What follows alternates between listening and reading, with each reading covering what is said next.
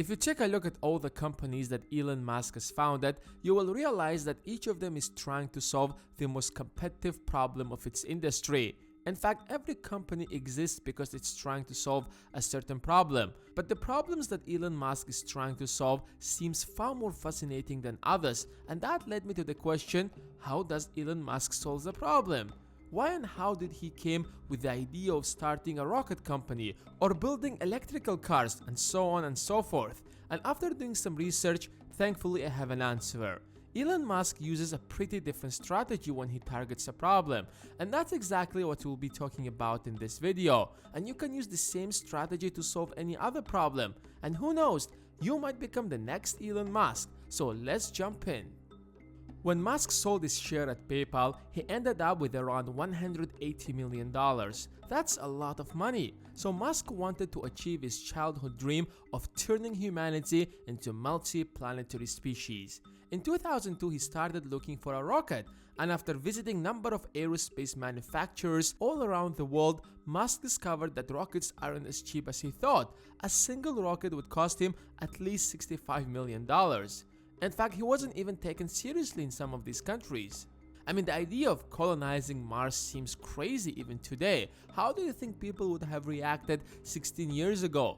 Anyways, because of these ridiculous prices, Musk approached the problem with a physics point of view. Instead of reasoning by analogy, he looked at it through the first principle. What is the rocket made of? Aluminium alloys plus some titanium, copper, and carbon fiber. Then what is the value of these materials in the market? Well, it turned out that the cost of the rocket is less than 2% of its price. Incredible, right?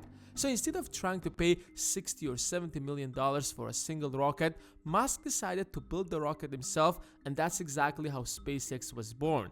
And in less than a decade, SpaceX reduced the cost of launching the rocket by 10 times, and it's still a profitable company.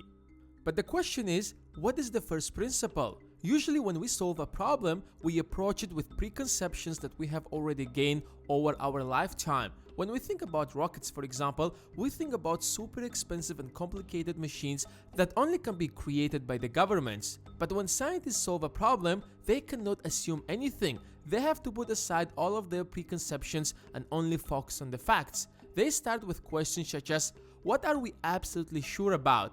And they doubt absolutely everything unless there is an evidence to prove it otherwise.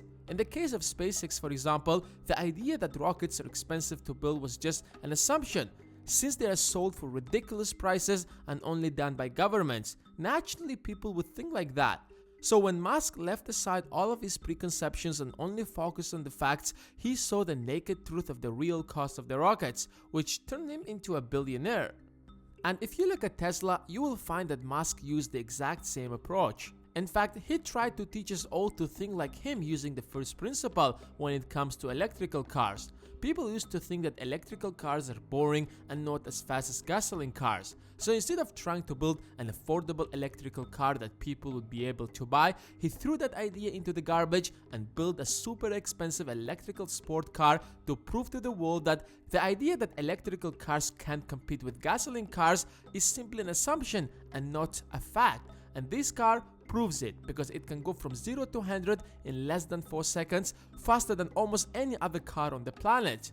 Only after changing people's perspective about electrical cars, he started working on building an affordable electrical car, and it seems like this strategy is working. Although that it sounds pretty simple to think with the first principle, but it gets really difficult in practice because we already have fixed beliefs and assumptions about almost everything, and it's really difficult to challenge them. So next time when you are solving a problem, try to doubt everything you already know, and you might come up with the most ridiculous solution possible. And now it's your turn. What do you think? Have you ever used the first principle? Let me know in the comments below. And as always, hit that like button if you have enjoyed this video. And if you don't want to miss the next video, then hit the subscribe button and the bell besides it. Thanks for watching, and I will see you in the next one.